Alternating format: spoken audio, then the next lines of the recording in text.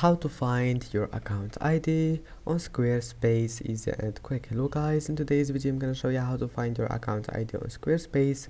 First, open your browser and then click account settings, and here we'll find account and security. Click on it and then click